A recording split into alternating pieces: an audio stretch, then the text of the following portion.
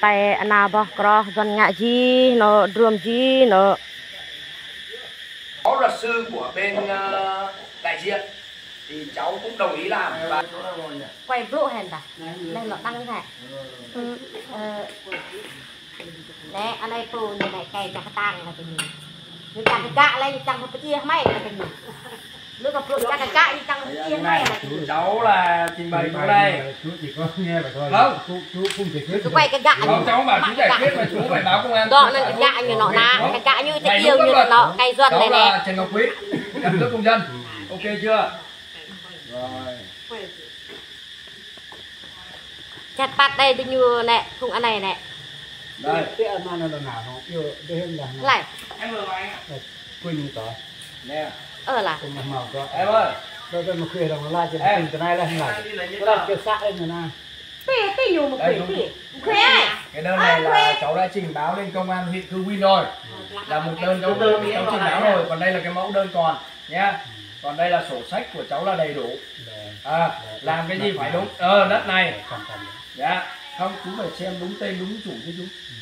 Đây này tôi có mua lô đất ở bờ hốc huyện Cư Quyên này, một người lạ mặt, tại vì cháu mua cái đất này là không có làm với mấy người này mà là cái đất này là đợt trước là nghe nói là thằng Tú này nó mua lại của người ta, thì cháu có lên văn phòng công chứng và cháu kiểm tra là cái sổ đó là có lấy ngân hàng ra thật, ngân hàng Agribank. Thế là đưa lên thì cháu mới hỏi là bây giờ sổ này sổ thật hay sổ giả đó, thì nó kêu là sổ này tôi mua sang tên đúng hợp lệ và cháu kiểm tra trên phòng công chứng không tranh chấp không gì cả. Thế vậy là cháu mới mua, khi giao xuống đây là cái nhà này đóng cửa không có một cái gì cả nha, thì cháu đồng ý về trên văn phòng công chứng giao tiền và sang tên cho cháu. Khi xuống nộp phòng tài nguyên thì bà chủ trước đây bán có làm đơn lên phòng tài nguyên huyện và công an xã, thì cháu cũng có xuống làm việc tại ngôi nhà này và cháu cho mọi người làm việc thoải mái và có luật sư của bên đại diện thì cháu cũng đồng ý làm, và ngừng của cháu là 10 ngày nhưng cháu cho ngừng 1 tháng. Sau đó không có bất kỳ một cái tờ giấy liên quan đến pháp lý thì phòng tài nguyên là thống nhất cho cháu sang tên là chủ quyền này và cháu đi đóng thuế là 22 triệu đó. Năm hai lá cái tình trạng như vậy là để cho đúng và cháu có làm đơn lên công an huyện và công an xã, và trước khi cháu xuống đây cháu đã trình bày với lại chủ buôn lo ngạ blue hay chỗ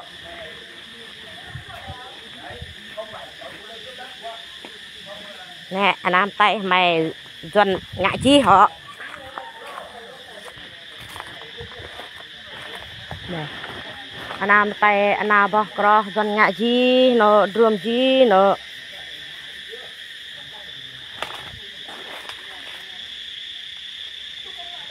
nè làm tay này dần ngạ này cho chi này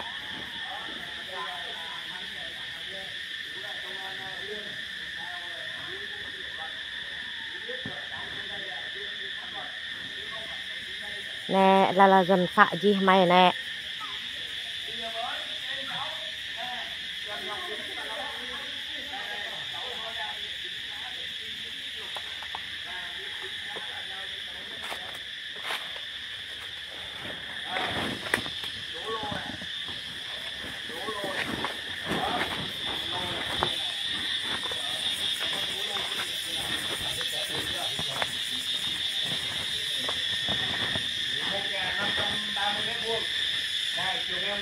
câu 31,71 đúng không? Còn lô đằng sau cháu biết nhá.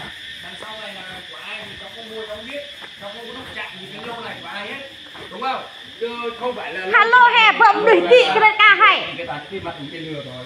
không biết thì ý là cái lô này là của ai thì mình không biết. Bà mua chiếc hai lô này là. Đó. bà có đuổi tị cái nâu đâu dù cháu làm đúng rồi.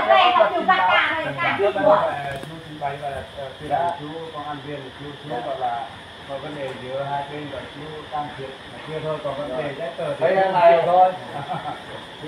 mà chắc nó về là thưa thì cũng không chú ký đâu. Ai không gửi ký? Đâu chưa ký đâu mà đúng không? Chưa gửi ký. Chưa ai gửi ký đâu. Ai mà làm bạch bạc như vậy? Đây là có thừa chưa ai kia đâu. Bây Ông giờ làm cái đơn này thôi. cái này mà đã họ đi cũng dù cho bên luật sư của họ thời gian từ hồi là hơn nửa năm nay, dù nào hồi thì nhưng mà người ta chỉ lừa thôi, người ta lấy tiền, người ta không làm được gì hết. Chú hiểu không? Cháu cũng có lên tòa thành phố hôm bữa là cái vụ của thằng bạn đó, là cháu cũng có hỏi bà, bảo có chị có biết ông nào Hải luật sư không, nghe nói nhận cái lô cư win thì làm cho người ta, là sao chị có thấy không? Đã bảo là có cái gì đó không có giấy tờ gì cả, là nó lấy tiền không. Hôm bữa nó còn lên cháu gặp riêng, nó bảo phải đưa tiền cho thằng luật sư. Cái bảo đi nhà mày ăn cướp của bố mày à?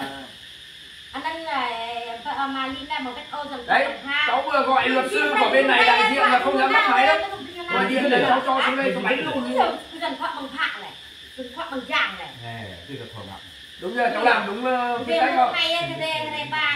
Không, ý là làm cái gì là được nhà nước công nhận, chú hiểu không? Chứ bây giờ nhà nước đang công nhận nhà bên kia mà chú tự nhiên chú đến, chú có đến được không?